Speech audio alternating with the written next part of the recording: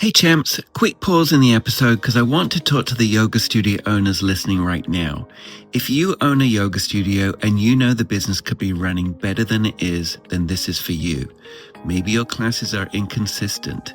Maybe your intro offer is not turning enough new students into members. Maybe your team is lovely, but the student experience is not consistent. Or maybe you're still making way too many decisions alone and the studio depends way too much on you holding it all together. That sound familiar? That is exactly why my Grower Studio coaching package is built for. I work one-on-one with yoga studio owners to clean up the parts of the business that actually move things forward. Your schedule, your intro offer, your customer journey, your membership conversions, and training your teaching team, your marketing, and your retention. And here's why I'm talking about this right now. Over the next 90 days, I'm reshaping how my coaching packages will look moving forward.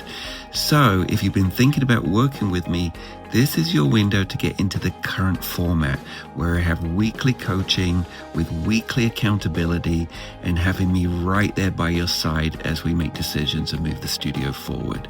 So I'm opening up a small number of June strategy calls for yoga studio owners who want to begin in July. So if you're ready to stop guessing and get someone in the trenches with you and get your fall working for you, book your free strategy call at yogabizchamp.com/book. And we'll look at where your studio is now, where you want it to go, and whether Grower Studio package is right fit for you. So that's yogabizchamp.com/book. All right, champs, back to this episode.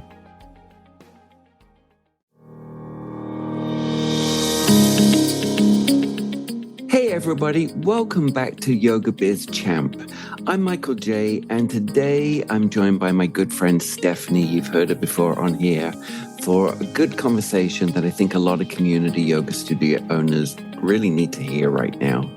And lately on my coaching calls, I've been asking studio owners one simple question. What's your energy level from 1 to 10? And honestly, the answers have really surprised me. Lots of 3s, lots of 4s, even the 7s sound exhausted, and I'm not really sure I believe them. So today's episode is called Find Your Axis because Stephanie's shared this beautiful idea about feeling off axis in life. And I think that's exactly what a lot of studio owners are experiencing right now. You love your community yoga studio, you love your students, you love what you've built, but somewhere along the way, sometimes we might have stopped taking care of ourselves. So today we're talking burnout, boundaries, self-care, finding your rhythm, and some very real practical tips from two people who have been there, made mistakes, and now spend a lot of time helping studio owners navigate exactly this. Here we go.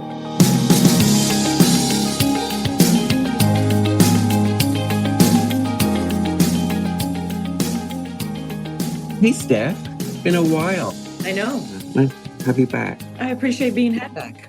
Well, you are the perfect person I wanted to talk to today because I think we can be really helpful to some studio owners right now because I was on a group coaching call and there was a shout out to energy level of studio owners right now in this moment in June 2026. Heading into the summer, and energy level was rate between 1 and 10, and everybody was low. Yeah. It was kind of shocking. And I also feel like when I work with my studio owners, they don't always come to me about the numbers, right? It's like I kind of meet them where they're at. And sometimes the numbers are pointless if you are just burnt out, exhausted, and all of those things. So I kind of just wanted to kind of just ramble with you about this because we have both been studio owners and we both work with studio owners every single day. Yeah. Let's pass on some advice. First of all, when you had your studio, can you remember that moment that you felt burnout? Very vividly. I mean, just as you're bringing it up, I can literally remember I had just had a very good instructor who needed to move on with something else. And although it was very understandable at the point in which she gave me the information, all I could think about was how it affected me, right? Like I feel like as owners, we get to the point, and because we're in an industry that has a lot of staff turnover, right? It's just part of what it looks like. And so when you finally find something that's clicking, that's working, that you can take a step back from, and then something like that happens, like I am visualizing myself was literally like laying on the floor in my studio room going, oh my God, because it just happened to be like the 19th thing that had happened that week that I had to deal with. I think something that is not brought up enough that we need to entertain is the whole idea behind entrepreneurship. Like, not everyone can do it.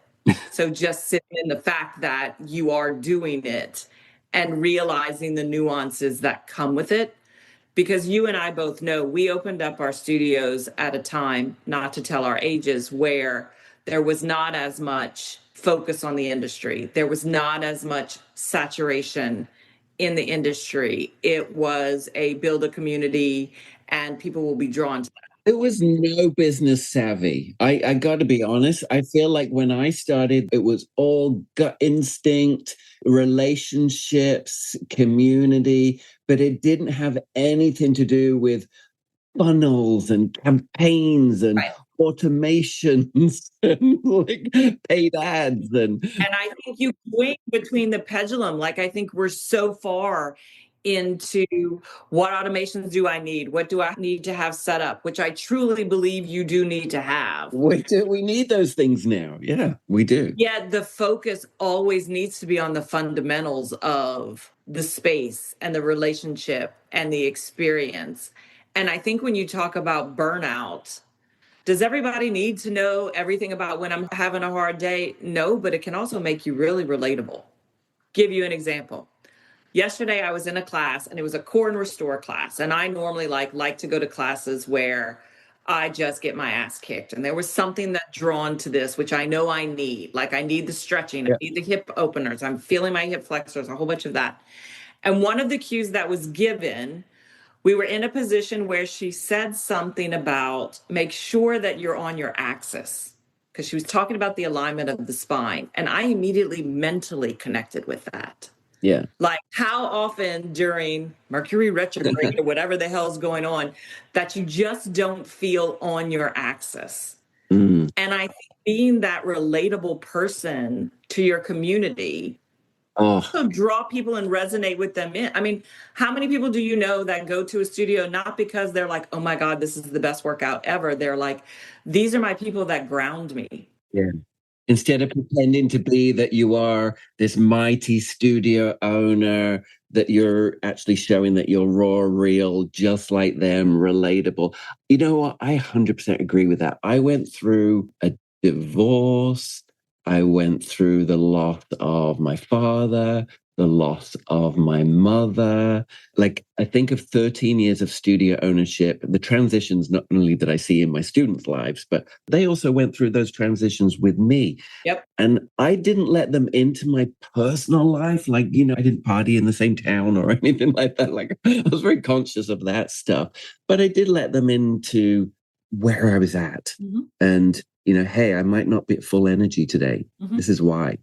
And I don't think we realize what that vulnerability brings. Like I can remember doing a spin class right after I found out that I had breast cancer and showing up because I needed the distraction and then just kind of losing my shit while I was on the pedal leading the class. And everyone joined me in that. I'm getting emotional now just talking about it. Like they joined me in what that looked like. Like the movement was important. Them feeling strong in their bodies was important, but it was also like them letting me know, lean on us for a minute. Yeah. And that's true community, right? That true community. Yeah. That third space that you go to. Yeah. But when you talk about the burnout, like recently I've had a lot of conversations with owners because they're basically like, okay, the summer, they're feeling the burnout. What do I do with my schedule? And just simple things like with the 4th of July, what should I do? Fucking take the weekend off. Like, all you have to do is manage the expectations, like take the weekend off. It's funny you say that because, if people are using a coach like me or they've used a coach, they're kind of usually planning ahead, right? And so my studio owners and the people I work with, they were planning summer back in May. Right. And so this month, June, in most of them, some of them have got longer summer periods. It's not everybody's rhythm, but I'm like, you've packaged it up. June is selling, sell, sell so that you can survive the summer till September. Like sell in advance, package it up with challenge and make it fun and all that stuff.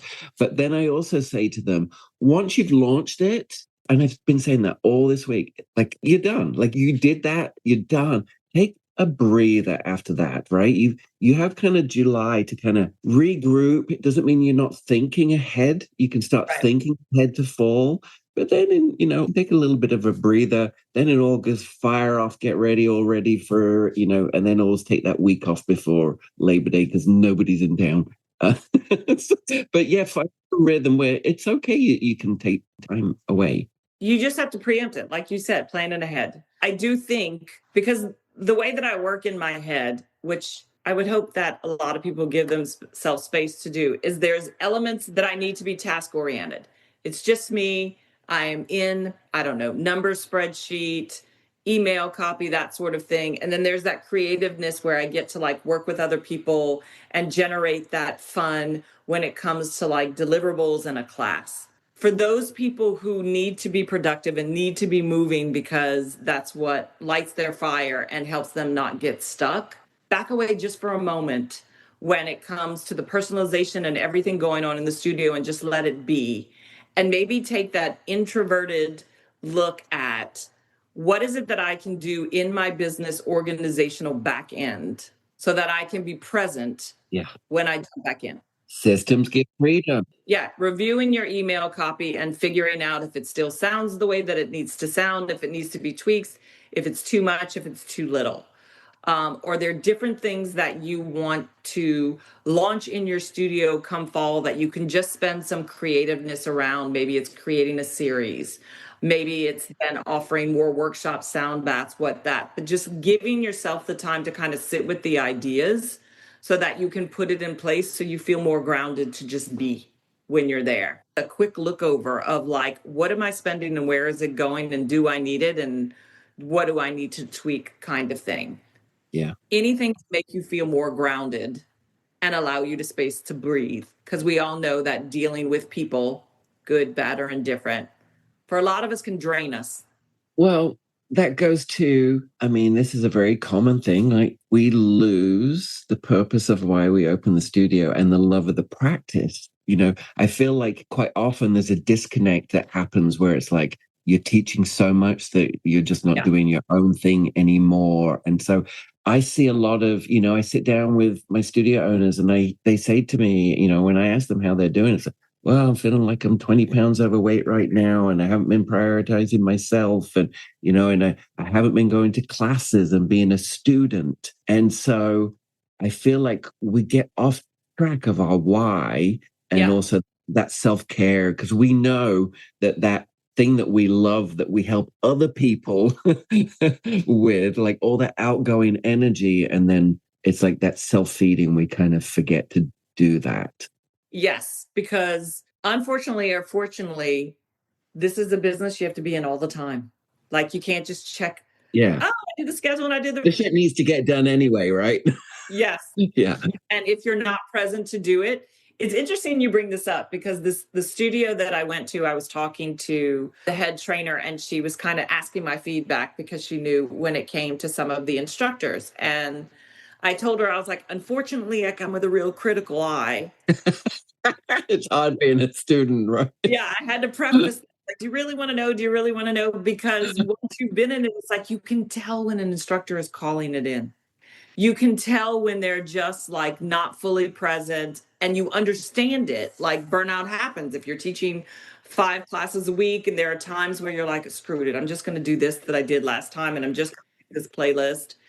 But if you stay on that trajectory, the people in your class are going to feel that. Yeah. And then it starts turning into, is the value there? My experience wasn't what it was. This is what I'm paying. I used to have 30 people in my class. Now I've got 8. Yep. Yeah. And I think personally, it all comes from the self-burnout. Yeah. And you can tell when someone's in there and teaching a class and they love it and they're in it with you and they're present. And I think we just have to acknowledge that burnout happens and then figure out what we're going to do to go ahead and help those people fill that back up. Yeah. Studio owners, imagine wrapping up summer with your systems dialed in, your bookings automated, and your community growing without you burning the candle at both ends.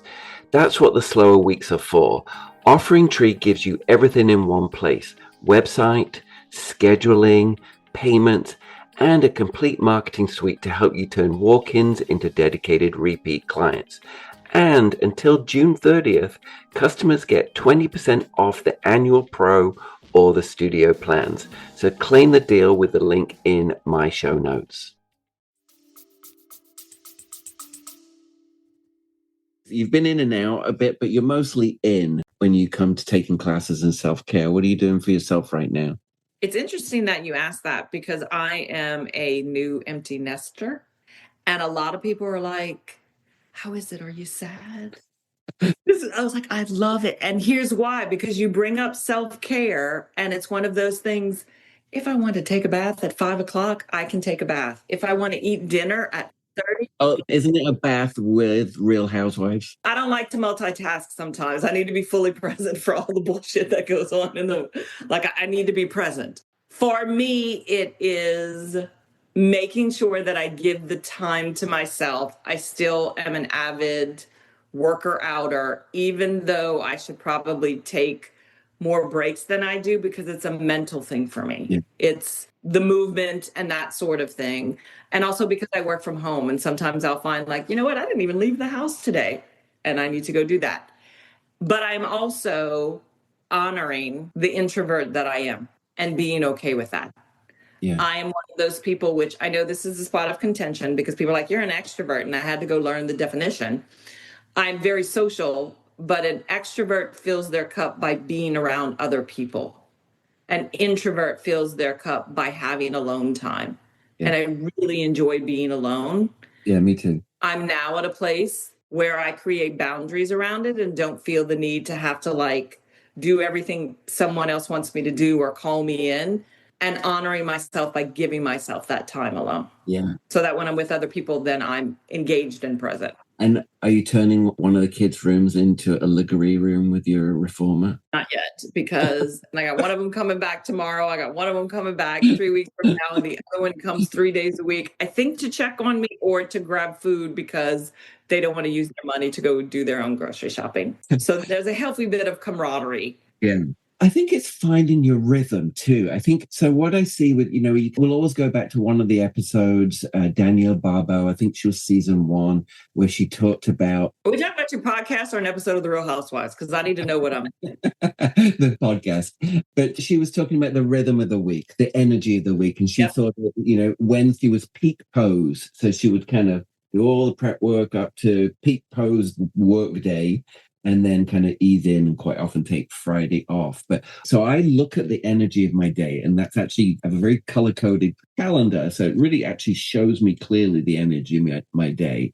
So I think studio owners need to look at the energy of their week, but also individually each energy of the day, because I know what it was like doing double hit class, right? Then working on the business and then getting a call, like we said before, there's a sub and it's last minute and I'm a block away, nobody else is available. And so I'm stepping in and I'm subbing. And meanwhile, family might be suffering at that point, so finding a rhythm, I think, of your day. And for me personally, my self-care starts at 7 a.m. It actually starts the night before. I get everything ready the night before, all my gear. So for me, it's just finding the rhythm. 7 a.m. in the morning, it doesn't hit my brain. I have all my clothes out the night before. It doesn't hit my brain. I have my coffee. I'm in the door before I'm thinking about it. Because if it happens in the afternoon, I'm going to talk myself out of it. So it's finding those things, I think, in your daily rhythm or where you can put yourself first. On some days, I will block off a little bit of period that but in my calendar, it's under health, self-care health, and so that time blocking really works for me. That is an ongoing tweaking for me. Yeah. I'm better than I used to be, and I could do better because it's like I start to do it, but then I don't firm up my boundaries around it. Yeah. If that makes any sense. Yeah. And I'm realizing how I'm so much better if I take that time. Yeah. And I think also, again, coming back to that rhythm, knowing, I know I'm so ADHD that I know that if I do clients Monday through Wednesday, that's my focus. Like that is my energy. That's my focus. But also you can't get in after 3:00 on those days in my calendar. It is blocked out because you are not getting the best of me at all. Yeah. Right. It's interesting. I've been trying to remember what it was, but somebody had suggested that I do this, like, where are you the most productive, like mentally? Yeah. Yeah. And mine is 10 a.m. to 2 p.m. Double down on that, right? And then give yourself permission after 3:00, that you've given it your all that day. Yeah. To switch to the more task-oriented things that, Yeah. Or the family things even. Yeah. And then the other thing is, I'm really seeing this. I feel like a lot of owners don't go to work. Or again, what I mean by that is booking the time to work on the business. Like literally that dedicated focus time where your phone's not beeping, you're not checking the emails to do refunds for clients and all of that stuff. One of my clients, we just came up with her, she needed a rhythm for that. And so now we have Wednesday and Friday. She's booked 2 3-hour chunks in her day, Wednesday and Friday. And also accountability coach here. She's sending me a report at the end of those 2 sessions. But, sometimes that's, depending on what you need, support wise, but finding that rhythm. I think as owners, we need to, if you just stick with what you're telling the clients in your studio to do and actually take that advice and apply it to yourself. Yeah. Eye-opening. Yeah. 100%. Here we're telling them, take this hour for yourself. You deserve it. Focus on yourself and leave everything outside the door. And then we're like this. Yeah. All of the time. Well, let's just round this up with one more part of this, and that is you don't need to do it all yourself. So I feel like I've got like 1,000 podcast episodes on this. Anytime we've on this podcast, we've talked to any studio owner that's rocking and got the systems in place and what have you. They've got systems, but they've also got help. Yeah. They've also got people. I always say that doesn't need to be always a full-time position. It can be an outsourced position. It could be an online admin person, virtual, whatever. But I feel like the studio owners that are not taking self-care, it's almost like this self kind of whipping of I'm going to do all the pieces and I'm just going to whip myself every time I feel like I'm failing or not up. And it's just like this self kind of slapping all the time of like, yeah. 2 things come to mind when you said that. One is it's okay to not be okay. Yeah. And the second one is people thrive on being needed. Figure out what you need and then find the people who would thrive on being needed. How many people in your community would love to help, would love to step up, are trying to find a purpose in their life, are coming to the studio to fill that like third spaceness and to be able to be a contributor to something bigger than them. Yeah. Be huge for everyone involved. And then I think going to some classes or something, self-care. Oh, absolutely.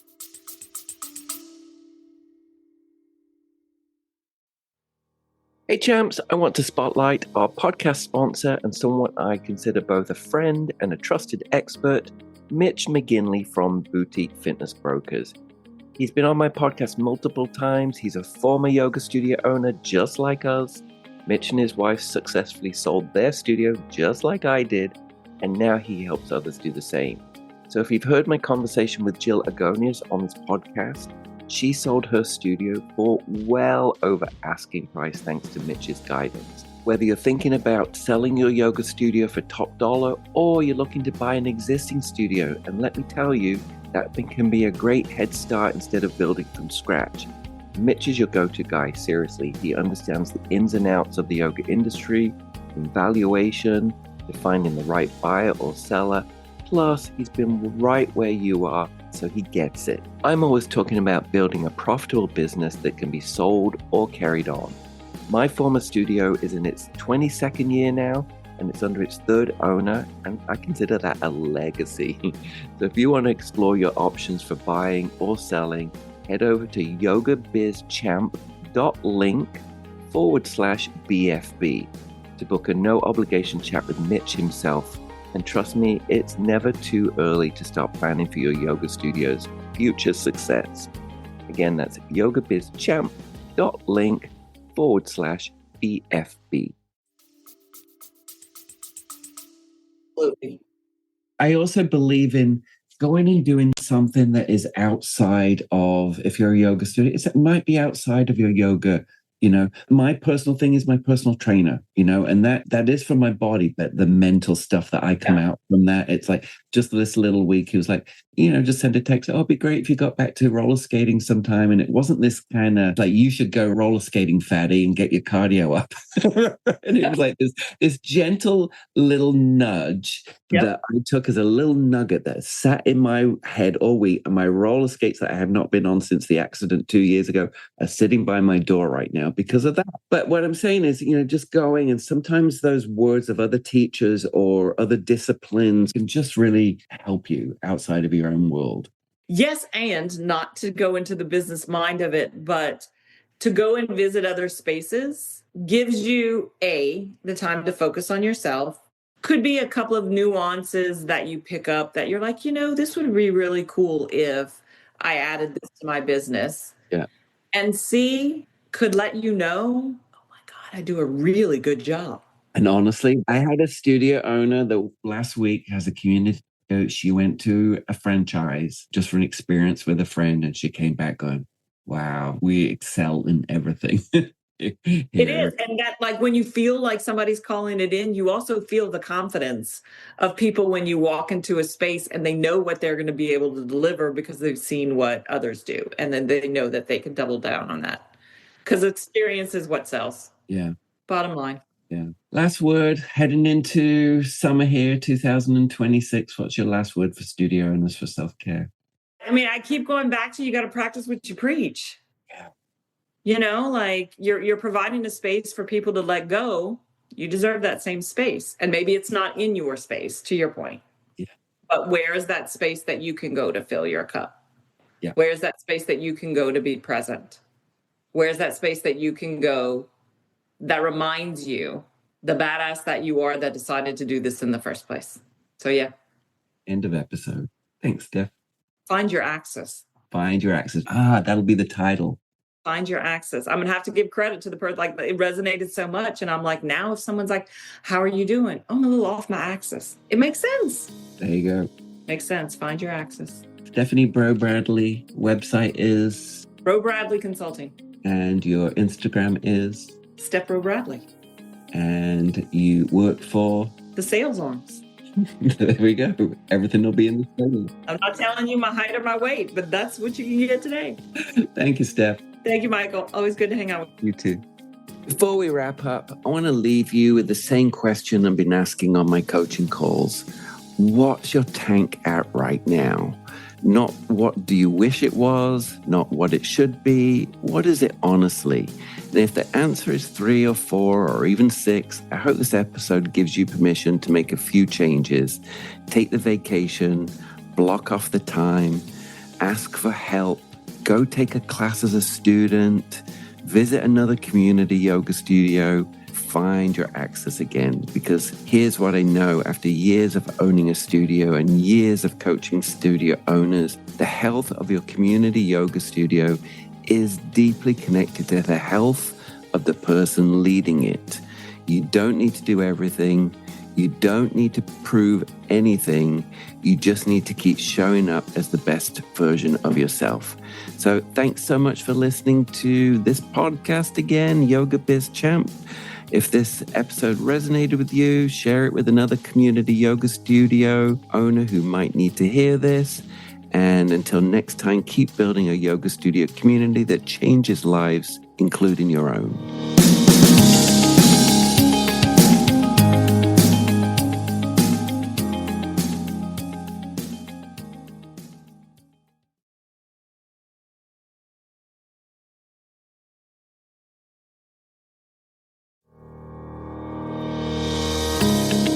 Thanks for tuning in, champs. If you've enjoyed today's episode, please subscribe and leave a review. It really helps me out a lot.